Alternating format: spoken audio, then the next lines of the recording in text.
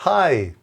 I often hear from people who are writing music or arranging music, and they're a little bit concerned about the use of instruments that maybe they don't play or they're not so familiar with. So as this is such a big topic for many people, we have made an orchestration course. And it's divided into the instruments of the various sections of the orchestra. So we've got a section on writing for strings, a section on writing for wind, and a section on writing for brass. And the whole thing also comes together as a little bundle collection if you want to look at all of that. So if you're writing for orchestra, for example, well, it will be useful to explore those three areas.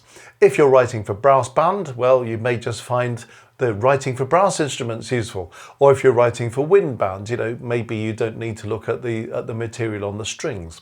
But what we've done on this course is to look at each instrument of the standard families in the orchestra and just to explain how things work.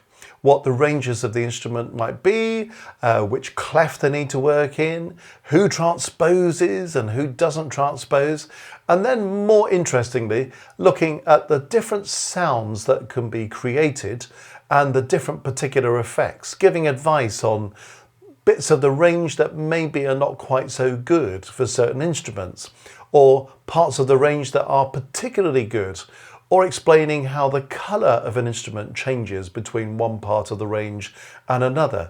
Special effects that you can create on different instruments that you might not be aware of. And then the idea is really to empower people and give them confidence in writing for instruments. So if this is an area that you want to get into, and frequently people are saying to me, I've got these musical ideas, but I'm just not quite sure how to score them up for a brass band or for an orchestra or for a chamber group of some kind.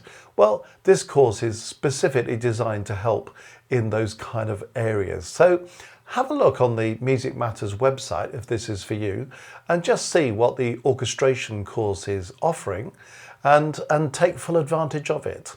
And then when it comes to actually working on your score, if you're scoring something up and you want a little bit of help and advice, it's very possible for you to organise odd one-off sessions on Skype where you could send your score and we could have a look at it together, and I could make a few suggestions as to where you could take it forward. So that whole area of writing for different instruments under that heading of orchestration. So I hope that's a resource that's interesting and useful. Again, it's one of these things where people can read about orchestration. There are plenty of standard textbooks out there, but actually when you read in a book, it doesn't actually tell you what a particular instrument sounds like. So what we're doing here is to explain all the facts and figures and explain the terminology, and then we're using a pretty good sound bank so that you can hear what this actually does in practice. So we're really connecting the whole thing with sound through the course. So there we are, the orchestration course at Music Matters.